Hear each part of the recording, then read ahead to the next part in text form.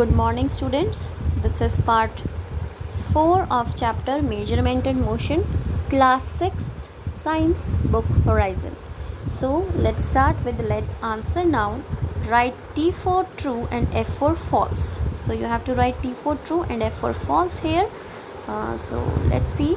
The first is inch is the standard unit of length, then it is true because inch is the fixed unit or the standard unit.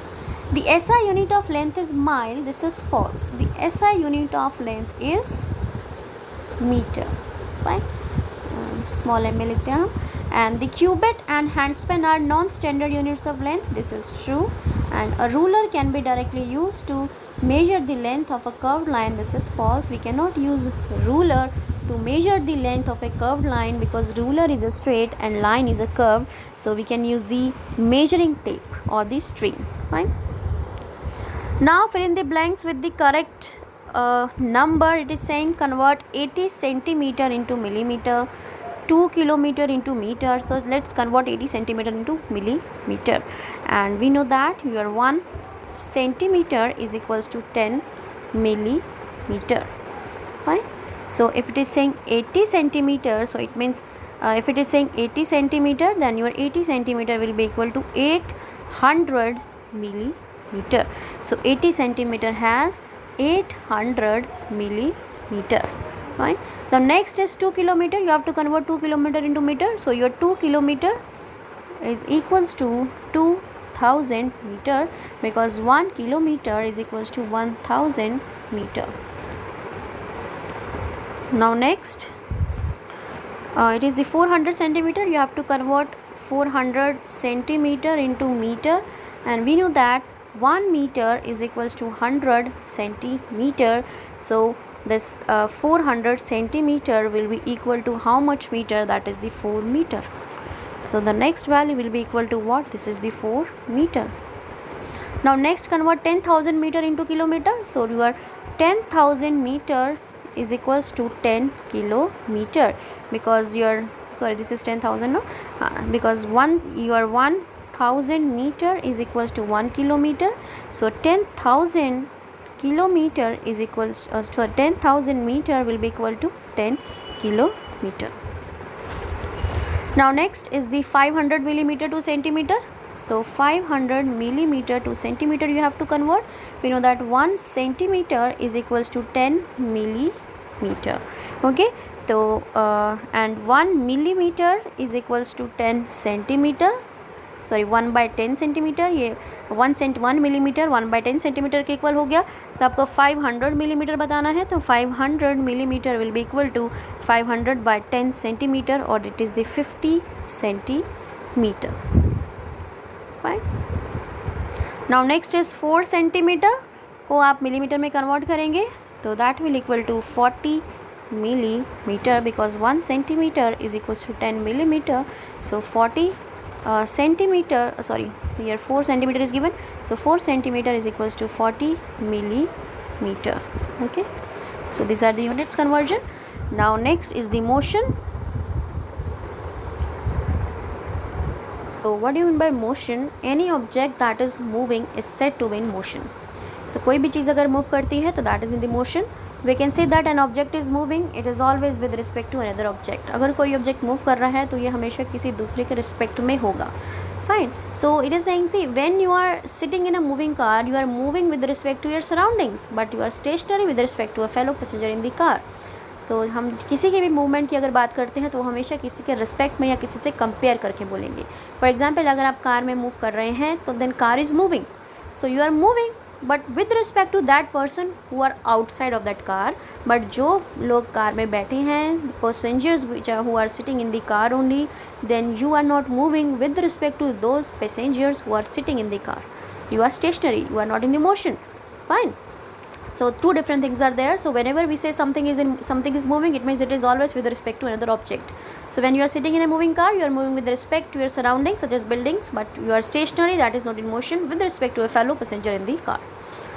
So when an object moves, its position with respect to another object changes with time.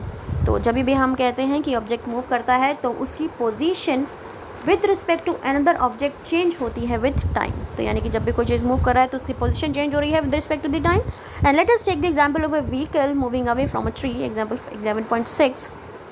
Initially the distance between the vehicle and the tree is small. सबसे पहले हमने बोला कि जो distance है vehicle और tree में बहुत स्मॉल था।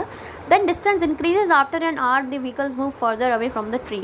और जैसे ही कुछ घंटों बाद जैसे ही गाड़ी थोड़ी सी आगे चल पड़ी तो डिस्टेंस जो है इस गाड़ी और पेड़ के बीच में क्या कर गया, इंक्रीज कर गया।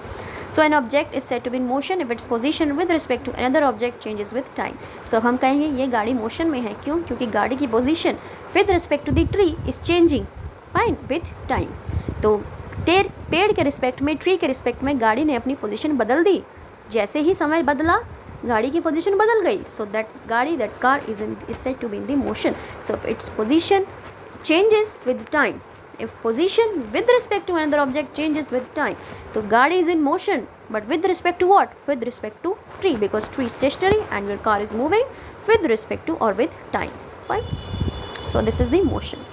Now here is the activity which is saying to locate moving bodies in your surroundings and to identify the objects with respect to which these bodies are moving. अब हमने लोकेट करना है कि कौन सी बॉडी सराउंडिंग में move कर रही है और किसके रिस्पेक्ट में आपको ये देखना है, ऑब्जेक्ट को आइडेंटिफाई करना है कि कौन सी ऑब्जेक्ट किसके रिस्पेक्ट में मूविंग है. Fine. For example moving object हमने लिया ट्रेन, तो मूविंग तो है ये विद रिस्पेक्ट टू ट्रैक्स और tree, but stationary with respect to seats and passengers in the train. इस तरीके से आपको ये एक्टिविटी पूरी करनी है.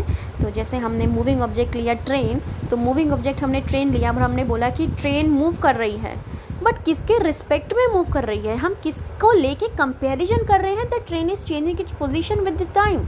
Fine. So train is changing position with the time. किसको साथ लेके हम कंपेयर कर रहे हैं? दैट इज़ द ट्री और द ट्रैक्स. जिस ट्रैक पे आपकी ट्रेन चल रही है और जो पेड़ पौधे आपको बाहर दिख रहे हैं उसके रिस्पेक्ट में ट्रेन मूव कर रही है, क्योंकि पेड़ पीछे जाते जा रहे हैं, ट्रैक पीछे जाता जा रहा है और ट्रेन आगे मूव हो रही है. लेकिन अगर आप देखें इस मूविंग ट्रेन को with respect to the passengers, आपके साथ जो भी लोग बैठे हैं क्या वो मूव कर रहे हैं? Note, they are not moving, they are stationary. So अगर हम ट्रेन को देखें, अगर हम बोलें कि ट्रेन जो है स्टेशनरी है with respect to what? With respect to the seats and the passengers in the train.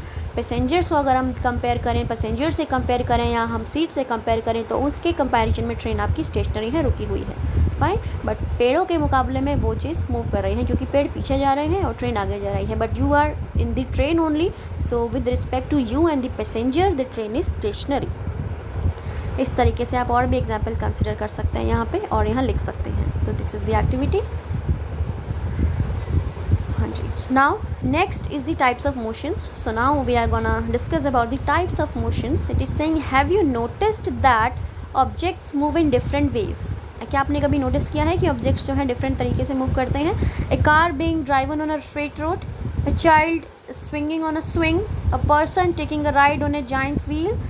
You would agree that while all of three are in the motion. अब कह रहे हैं कि मोशन भी अलग अलग तरीके के हैं, मीन्स ऑब्जेक्ट मूव भी अलग अलग तरीके से करते हैं. जैसे कार जो है स्ट्रेट रोड पे चल रही है, बच्चा झूला झूल रहा है तो टू एंड फ्रो जा रहा है, बच्चा किसी जाइंट व्हील पे राइड ले रहा है तो वो सर्कुलर हो गई एक तरीके से.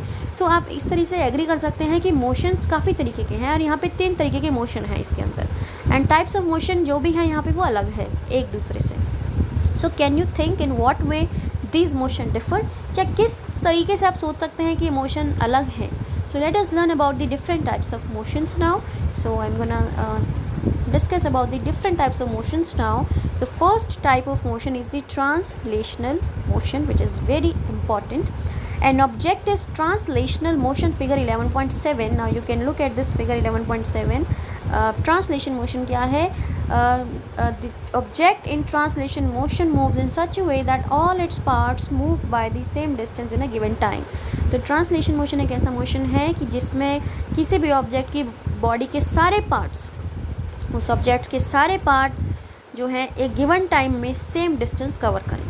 जैसे गाड़ी आपकी मूव कर रही है सीधी, तो गिवन टाइम में गाड़ी के सारे पार्ट्स आपके सेम डिस्टेंस कवर कर रहे हैं, पहिया भी, शीशा भी, मेटल भी, जो भी है उसके अंदर. Fine. So this is the translation motion. मतलब जब किसी भी ऑब्जेक्ट के सारे पार्ट्स सेम डिस्टेंस कवर करें in a given time. Consider for example a car moving on a straight road. It is saying, चलो कंसिडर करते हैं कार जो है आपकी स्ट्रेट रोड पे मूव कर रही है. The different parts of the car, अब कार के जो डिफरेंट पार्ट्स हैं like doors, seat, mirrors and even passengers, they move by the same distance in a given time. अब जो भी चीज़ कार के अंदर है, चाहे हम लोग भी क्यों ना बैठे हो, हम लोग भी ट्रांसलेशन मोशन में है, क्योंकि हम लोग सेम टाइम पे सेम डिस्टेंस कवर कर रहे हैं कार के साथ। कार ने जो डिस्टेंस कवर किया वही हमारा डिस्टेंस था, वही उसकी गाड़ी के दरवाजे का डिस्टेंस था, वही सीट का डिस्टेंस था, वही मिरर का डिस्टेंस था। Fine, so this is the translation motion. And other examples are a person going down a slide, अब पर्सन कोई स्लाइड डाउन कर रहा है, स्लाइड से नीचे की तरफ आ रहा है। these are the other examples. A train moving on a track, एक ट्रेन ट्रैक पे मूव कर रही है तो आप भी उसके साथ मूव कर रहे हैं, so this is the translation motion. And airplane flying in the sky, a ship traveling on the sea, so all these are the translational motion. तो ऐसा मोशन जिसमें उस ऑब्जेक्ट के सारे पार्ट्स टाइम के साथ सेम डिस्टेंस कवर करें। Fine, so translation motion can be further categorized into rectilinear and the curvilinear motion. तो further हम इनको दो अलग टाइप्स हैं, one is the rectilinear and another is the curvilinear motion. So this motion I will explain in the next video of this chapter. So this is it in this video.